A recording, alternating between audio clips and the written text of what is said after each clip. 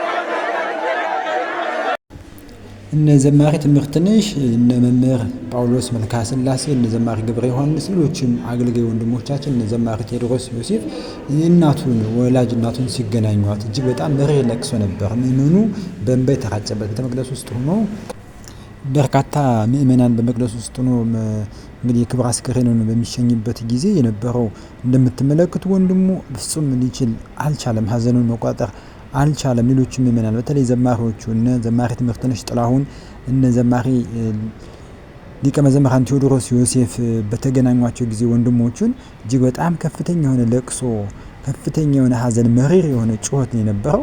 እጅግ በጣም ልብ የሚነካ ነው የመምህራችንን ማጣት።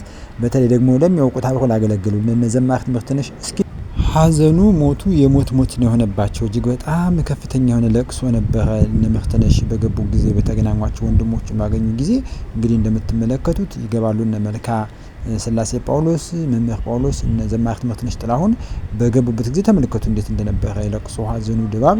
በተለይ ወንድሙን ባገኙት ጊዜ እነ ዘማሪ ትምህርትነሽ ጥላሁን እነ ሊቀ መዘምራን ቴዎድሮስ ዮሴፍ እነ ጳውሎስ መልካ ስላሴ በተገናኟቸው ጊዜ መሪ ለቅሶ ነበር። እስኪ በጣም ያሳዝን ነው ቤተ መቅደስ ውስጥ የነበረው የለቅሶ ድባብ ሀዘኑ።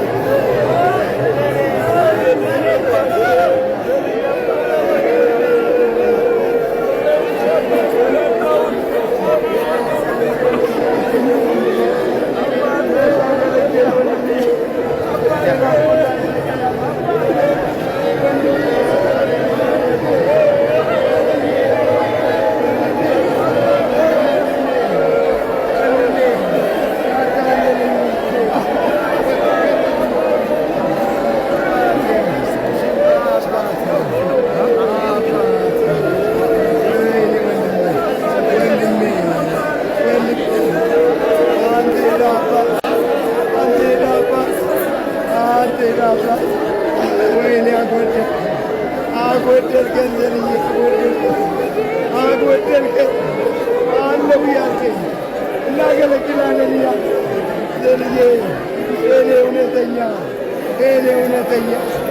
የኔ ትሩት አባት የኔ ቅልስለት ዘልዬ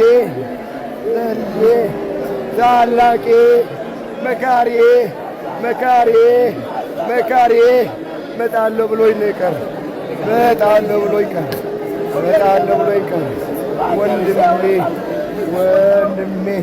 ወንድሜ ጨከነብኝ።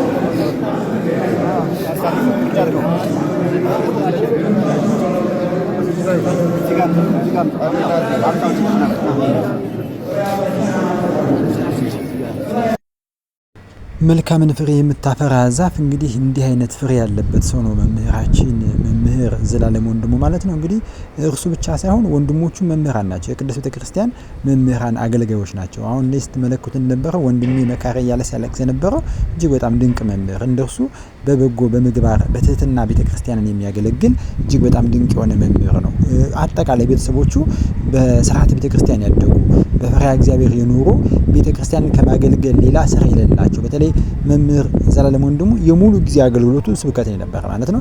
የሙሉ ጊዜ አገልግሎት ነው፣ ሌላ ነገር የለውም። እንዲሁም ያለውን ሳንቲም ሁሉ ገንዘቡን ለድሆች እንደሰጠ ለጠየቀው ሁሉ ሰጥቶ ነው የሞተ ማለት ነው። ምንም አይነት የገንዘብ ለጠየቀው ወደ ኋላ ሳይል እንዲሁ ገንዘቡ ለድሆች እንደመጸወተ የጌታን ቃል በህይወትም በቃልም የኖረው ማለት ነው። በስራና በቃል ኑሮት ነው እንግዲህ ያረፈው ወንድማችን።